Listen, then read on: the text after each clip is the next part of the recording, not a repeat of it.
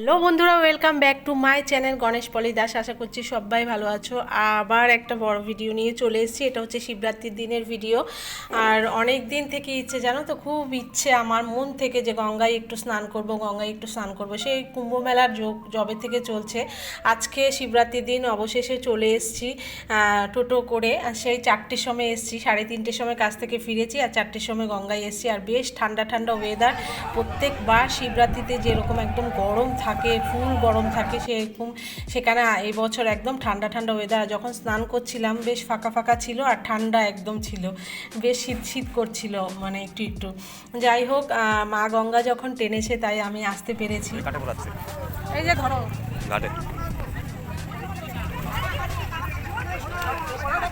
দাঁড়া এখানে। আর তুমি যেটা মন থেকে চাইবে সেটা যদি তুমি না করতে পারো, সত্যি কথা বলতে মনটা খুবই খারাপ লাগে। আর কি বলবো, তাই আমি একটু স্নান করেছি সারাদিন উপোস থেকে, একটু জলও খাইনি। উপোস থাকলে তো যাই হোক, ভালো করে যদি নাই করতে পারি তাহলে আর কি বলবো। যাই হোক, এখানে স্নান টান করে অবশেষে বাবার মাথায় জল ঢালতে যে পেরেছি, তারপর বাড়িতে এসেও পুজো করেছি। আর সত্যি কথা বলতে টোটো করে যে গেছি, সেই টোটো দাদাটা ওর খুব চেনা জানা, তাই আমাদের একটা দুটো ফটোও তুলে দিয়েছে। আর নাহলে তো সবাইকে বলা যায় না।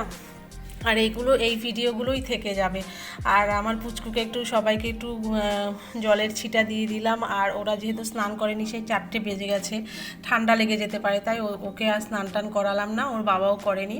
আর আমি যেহেতু গেছি তাই একটু গঙ্গার জল বোতলে করে নিয়েও এসেছি। তারপরে হেঁটে হেঁটে ভিজে গায়ে সেই মন্দির পাশেই ছিল একদম, সেখানে জল ঢেলে বাবার মাথায় তারপরে আমরা আবার এসেছি আর কি। দেখো, এই যে মন্দির ফাঁকা ফাঁকা ছিল, যেহেতু ওখানে একদম জল ছিল, আমাকে ভিডিও করে দিতে পারেনি ওর বাবা, তাই আমি একটু ঠাকুরকে স্নান টান করিয়ে ভালো করে পুজো দিয়েছি, সত্যি কথা বলতে। আর ওখানে একটা সাধু বাবা ছিল, আর উনি তিলক ফিলকগুলো দিয়ে দিচ্ছিল। দেখো, ওর মাথায়ও হচ্ছে।